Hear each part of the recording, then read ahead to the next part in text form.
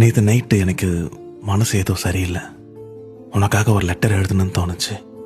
ஆமாம், உனக்காக தான். அதை நான் படிக்கிறேன். கண்ணை மூடி கேட்குறியா? அன்பு எழுதிக்கொள்வது. இந்த உலகில் யாருக்கும் தெரியாமல் 1000 வலிகளை தூக்கி சுமக்கும் உன்னிடம் எப்படி இருக்கிறாய் என கேட்பதே ஒரு குற்றச்செயல் என நினைக்கிறேன். நிறைய துரோகம், நிறைய வலி, நிறைய இழப்பு, யாருக்குமே சொல்லி புரிய வைக்க முடியாத ஒரு சூழ்நிலை. இவ்வளவு இருந்தும் 1000 புயல்களை கண்ட ஒரு மரம் மாதிரி நீ தைரியமா நிக்கிறீல்ல. நான் நிஜமா சொல்றேன், உன்னை நினைச்சு உண்மையிலே ரொம்ப பெருமைப்படுறேன். ஆமா, இந்த வாழ்க்கை உன்கிட்ட ரொம்ப கொடூரமானதா தான் இருந்திருக்கு. ஆனா மறந்துடாத, இங்க இன்பமும் நிலையில்லை, துன்பமும் நிலையில்லை. நீ முன்ன மாதிரியெல்லாம் இப்போ சிரிக்கிறது கூட இல்லை.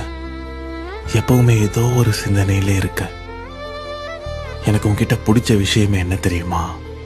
உள்ளுக்குள்ள உனக்கு 1000 வலிகள் இருந்தாலும் உன்னை சுத்தி இருக்கிறவங்களை நீ அவ்வளோ அன்பா, அவ்வளோ சந்தோஷமா பார்த்தப்ப. இந்த பிரபஞ்சத்துக்கிட்ட நான் ஒண்ணு மட்டும் கேட்டுக்கிறேன். உனக்கு நல்ல மன அமைதியும் நல்ல ஹெல்த்தும் கொடுத்து உன்னை தன்னுடைய கைகளால் ஆறத் தழுவி அள்ளி எடுத்து இந்த பிரபஞ்சம் உன்னை தன்னுடைய குழந்தையா பார்த்துக்கணும்னு நான் கேட்டுக்கிறேன். உன்னுடைய கனவுகள் எவ்வளவு பெருசா இருந்தாலும் அதை நோக்கி நீ எடுத்து வைக்கிற ஒரு அடியும் உன்னை இனிமேல் முன்னேற்றத்தை நோக்கி கூட்டுட்டு போகணும்னு அந்த யூனிவர்ஸ் கிட்ட நான் கேட்டுக்கிறேன். என்னைக்கும் மறந்துடாத, இந்த நிலை மாறும். உன் ஆறாத காயங்கள் அனைத்தும் மாறும். என்னைக்கும் உன் நம்பிக்கையை மட்டும் கைவிட்டுறாத.